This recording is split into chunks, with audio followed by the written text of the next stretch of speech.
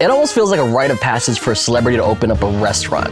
Just take a look at Arnold and Sly in the 90s, J-Lo in the 2000s, and even all these influencers opening up restaurants nowadays. But why? Even celebrated chefs in great restaurants struggle to keep the lights on. Margins are thin, rent is unforgiving, and operational costs are high. So why are successful celebrities with money, access, and options choosing to invest in such a risky industry? To answer that question, I tapped in with Issa Rae to find out her inspiration for opening up her stunning new restaurant, Somerville. I have a stereotype that celebrities aren't involved in their restaurants, and so I was like, Let's talk about that. I didn't want to be there. But first, I met up with a surprisingly seasoned restaurateur, a familiar and iconic face, which is now on his many restaurants across Los Angeles and one overseas. I'm talking about Danny Trejo.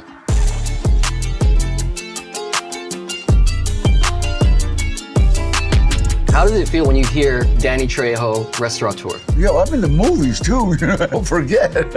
We don't forget, you have some of the most iconic, tough guys in cinematic history. But then it's like you literally have this separate career. I think the first half of my life was a learning experience as to what I was gonna do later on. It's like Eddie Bunker, who was a friend of mine, he wrote the screenplay to Runaway Train.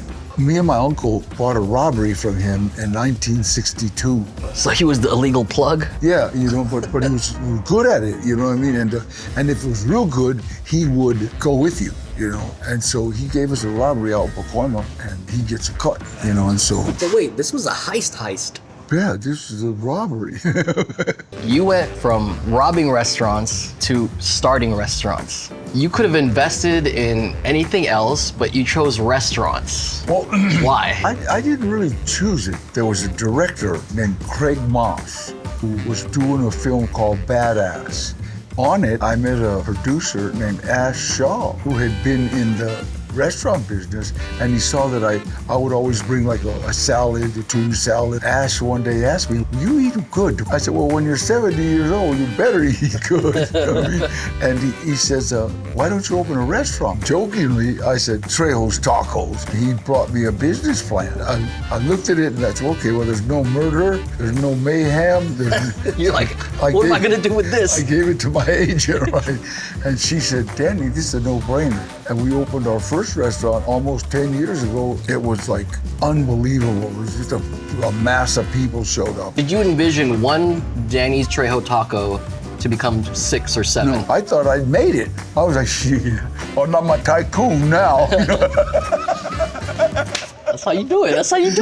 I swear to God, I couldn't believe it. Mom, hey, we got it, a restaurant. What set off one restaurant becoming 2 restaurants, becoming 3 restaurants? How did that snowball effect come about? We just kept doing them, and they kept all of them. They kept doing pretty good. Most restaurants that celebrities start last a year, 2 years, and then they're gone. And we've been there 10 years. What do you think that success attributes to?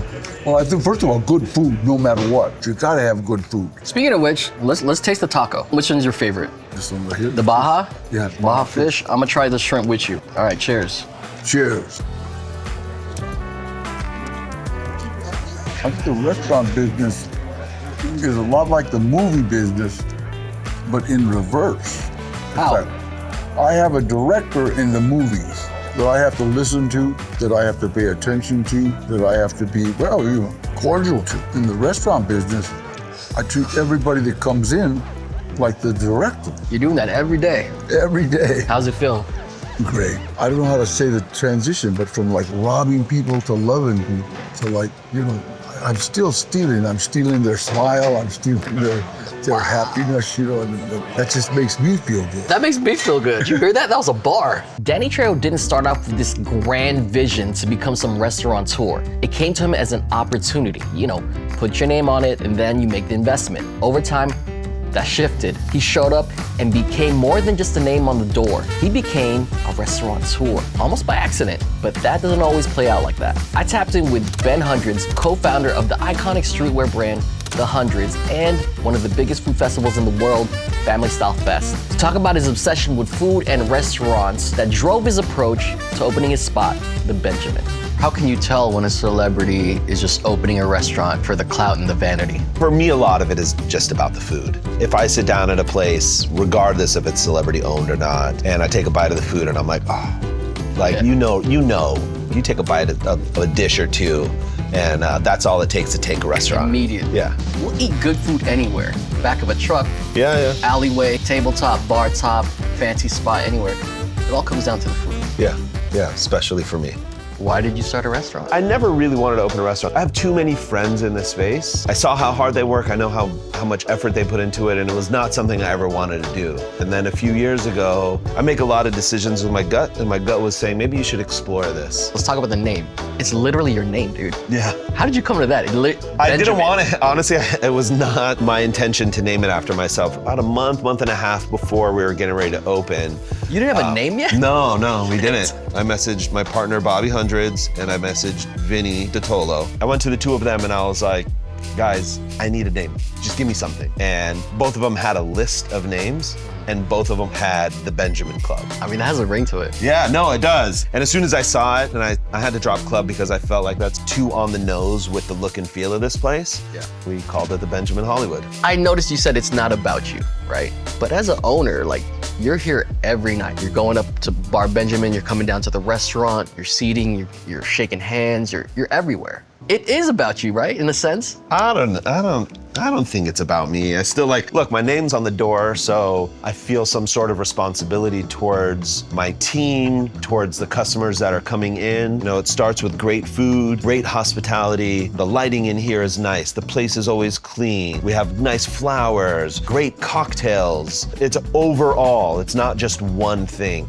And I feel like that's something that's missing in a lot of restaurants. They're really good at one thing, but they're not good at step 2, 3, and 4. So you really try to cover all the bases. I do my best. And it makes a big difference because that's not normal for celebrity-owned restaurants for the owner to just be there and be as hands-on as you are. Oh, we got food. Thank you, chef. There it is. This is gorgeous. Yeah, that's my baby. That's a beauty. So much work went into that burger, and I'm in love with our burger. It's incredible. I'm glad you decided on a hefty main event looking burger. Smash burgers had their moment and they're great, but when you're coming into a nice place, like that's your dinner. This is like your dinner. Was there any connectivity between you being over the food festival and then suddenly be like, hey, how about a restaurant? It wasn't so much, oh, I'm done with the food festival, let me open a restaurant. It was more like, we did everything we could do with the food festival. Let's move on from that. And then about the same time, I was getting ready to open up a restaurant. I felt like it was just the right time, that's all. It's a different kind of putting yourself out there, right? Yeah, no, totally. Opening up, I was really nervous. I did not know what to expect. I didn't know if people were gonna show up. I didn't know if we were gonna be able to put out food every day. Most importantly, I didn't know if anyone was gonna really love what we did. You know, it was really putting myself out there. So as a restaurant owner, the worries are fluid. Oh yeah, that never stops. Yeah. No, absolutely. There's always fires to be put out in a restaurant. Always. Ben already had a legacy from the hundreds, so his name meant something, but that also meant there was nowhere to hide. If his name was on it, that place had to hold up. But what happens when a celebrity chooses to build a restaurant without their name on it at all? That's where Issa Rae comes in. See, at first, she didn't want her name attached to Somerville. No headline, no front-facing credit. So what's her angle? When people walk in for the first time and open the curtain and experience the space, like that is my favorite thing. Like, come on. Wouldn't you want to get a fit off here? Hold on, let's do it. Let's do it. Is that the fit off, bro? That's kind of fire. My mafia boss, boo, whoever is here always gets my full attention. I'm always watching like, oh, okay, they're not enjoying. Are you They conscious finished about that them shit. watching you back? Because it's like, oh my God, Issa's here. Not until just now. Why a restaurant? Why not? I really wanted to open a lounge / place that I could hang out and have a good time, and found this spot. It feels like one of those places that belongs to the neighborhood and that expresses the neighborhood in the best way. When I think about growing up here and how amazing it is to live here, like it's a predominantly Black neighborhood, and to be able to have this in the neighborhood is like a dream come true. Oh, food, Yeah. Peruvian-based scallops, cherry tomatoes, lemon vinaigrette, and basil. Thank you so much. This is pretty. Some people scoop it. I'm gonna use the fork because I Yeah, don't want I'm to be gonna scoop it. slurping it. But you should get the jus. Yeah. You did it right. The juice. It's bright. Yeah, bright is a good word. What was the intention on having this place be like jazz themed, having this vibe, having this this style in the neighborhood? Central Ave was a place where Black Hollywood had a like destination to hang out and to convene and to create. And there was a Dunbar hotel that existed there. And initially we wanted to call this place the Dunbar, just in homage to that, to just this culturally rich neighborhood that was for us. And they had the jazz bands performing and they had jam sessions. So to be able to honor that history and claim it here felt really cool and exciting. The original Dunbar Hotel was called Somerville, was owned by the Somerville family who, you know, choosing that name for this restaurant just to pay homage generally. That's some rich history.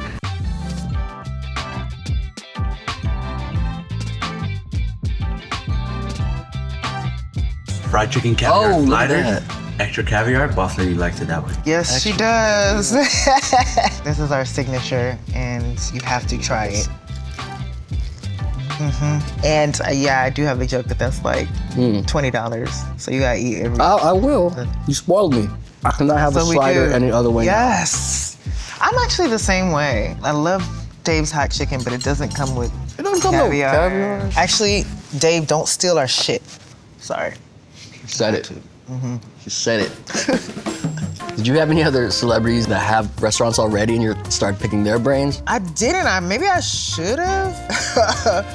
I have a stereotype that celebrities aren't involved in their restaurants, and so I was like, Let's talk about that. I didn't want to be there. Again, I live here. I'm gonna drive by this every day. Like literally, my neighbors will tell me like, "Yo, what's going on?" They just complain to me about like the parking in the back, and I'm like, okay, yeah. The parking?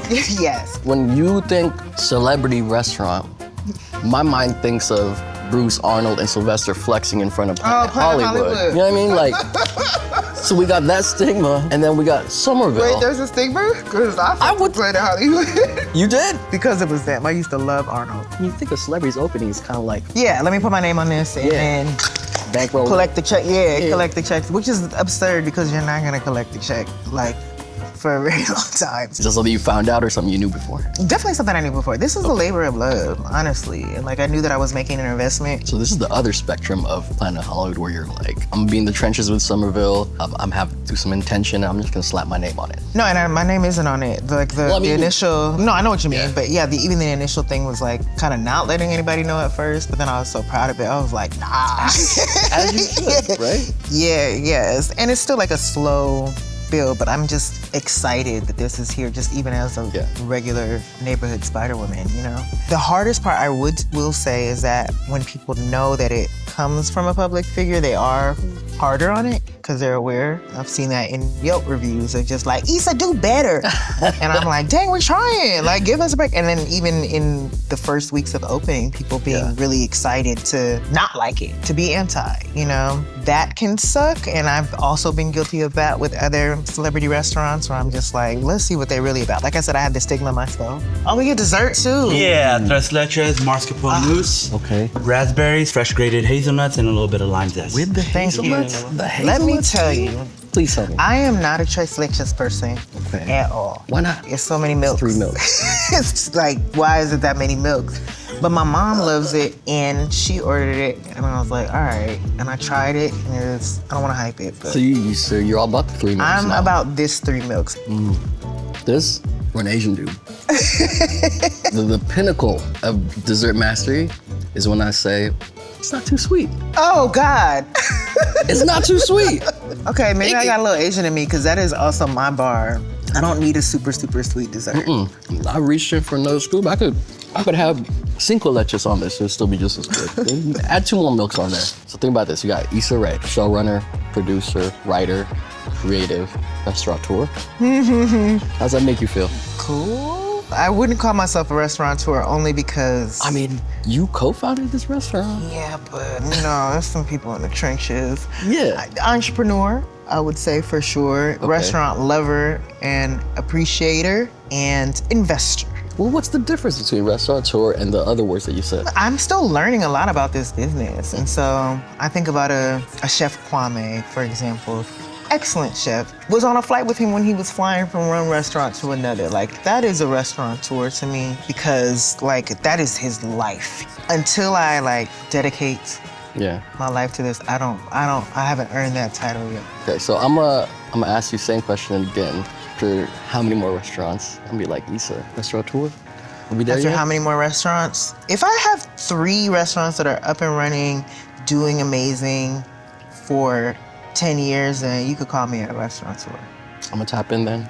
I hope you have Looking better things right to in your do. eyes. No, to than me, tap in with me 10 years from was now. not so good about that.